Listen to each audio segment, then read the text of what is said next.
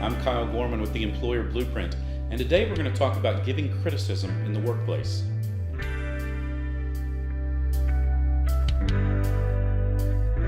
As a business leader, you are often tasked with providing some sort of feedback or even criticism to employees or coworkers. This can be a challenging thing to do because it's very easy to make someone feel defensive or make them feel like you're coming down on them.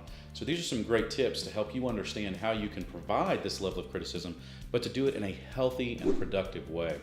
The first thing you want to do is make sure you take time to collect your thoughts. Don't simply react to a situation. Be sure that if you need to provide some sort of feedback to someone, that you've taken time to understand exactly what your stance is, why you believe that's your stance, and how you're going to address the situation. Take time to prepare your thoughts before you step into that meeting. The next thing you want to do is be clear, organized, and concise. And I know that sounds like a lot, but this really boils down to being clear. That's the fundamental of this. If you can be organized because you've already collected your thoughts, and be concise in exactly what the issue is. Don't beat around the bush. Be direct.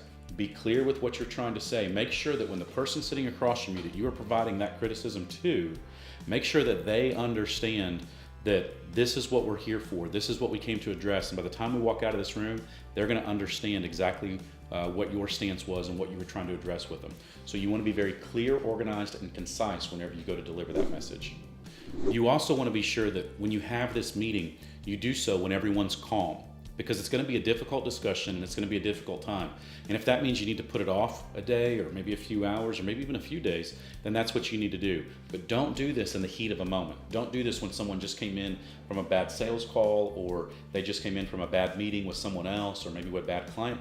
That's not whenever you want to talk to someone to provide this kind of feedback. You want to make sure that everyone's calm and that everything's okay. Not that you want to down their day, but you want to make sure that there's sort of a neutral playing field as everyone starts to have this conversation. And the next thing is you need to be willing to listen to them. You came in with your thoughts and your plan of how this was going to go, but they may have a different idea or a different perspective as to how things happened. So be willing to listen, be willing to really hear what they have to say as they sort of justify the actions or as they try to explain their side of the story. A friend of mine once used a statement that I know the path that I took to get to this conversation, but I don't know the path that someone else took to get here. And so I don't know their history, background. I don't know the experiences and perspectives that they are coming from. And you need to be willing to hear those things because that may change your perspective on the situation that you're trying to address. And when we've talked before about handling criticism, we've talked about making sure that we separate business from personal. And the same is going to hold true when we are giving some sort of feedback and we're giving criticism to someone. We need to be sure that we separate business from personal. We started off by collecting our thoughts and making sure we knew what we were going to say, and we need to make sure that is focused on what's happening in the business. This is not a personal attack, this has nothing to do with them personally, and that it does not change the personal relationship that you may have with someone in your workforce. So be sure you can separate business from personal to make sure this is a healthy and productive conversation. So these are just a few tips on how you can give criticism in a healthy and productive way. For more great information, be sure to subscribe to the YouTube channel. And if you have any challenges that you're facing, I'd love to hear them and maybe we can talk through them.